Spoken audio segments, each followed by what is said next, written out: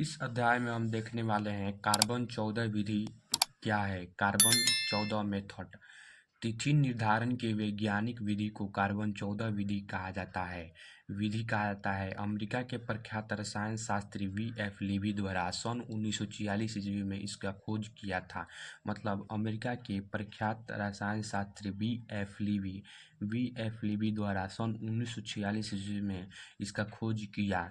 इस विधि के अनुसार किसी भी जीवित वस्तु में कार्बन 12 एवं कार्बन 14 समान मात्रा में पाया जाता है। मतलब किसी भी जीवित वस्तु में कार्बन 12 एवं कार्बन 14 समान मात्रा में पाया जाता है।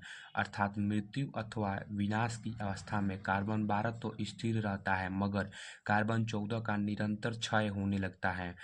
अथवा मृत्यु अथवा विनाश मतलब मृत्यु अथवा विनाश की अवस्था में कार्बन 12 तो स्थिर रहता है मगर कार्बन 14 का निरंतर क्षय होने लगता है। कार्बन का अर्ध आयुकाल 5500 से 68 प्लस माइनस 30 वर्ष होता है। इसका अर्ध आयुकाल 5500 से 68 प्लस माइनस 30 वर्ष होता है। अर्थात इतने वर्षों में उस पदार्थ में कार्बन 14 की मात्रा आधी रह जाती है। इतने वर्षों में कार्बन 14 की मात्रा आधी रह जाती है। इस प्रकार वस्तु के काल की गणना की जाती है।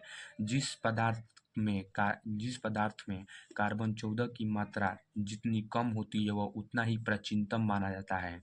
मतलब जिस वस्तु में कार्बन 14 की मात्रा जितनी कम होती है वह उतना ही प्राचीनतम माना जाता है। पदार्थों में कार्बन 14 की क्षय की प्रक्रिया को हम रेडियोधर्मिता कहते हैं, जिसका इंग्लिश होता है रेडियो एक्टिविटी। पदार्थों में कार्बन 14 की क्षय की प्रक्रिया को हम रेडियोधर्मिता कहते हैं। इसका इंग्लिश होता है रेडियो एक्टिविटी। इसका तिथि निर्धारण की वैज्ञानिक विधि को ही कार्बन 14 कहता है। अमेरिका के प्रख्यात रसायन शास्त्री वी.एफ. लीवी द्वारा सन 1946 ईस्वी में की गई थी। बस कार्बन 14 विधि का बस इतना ही।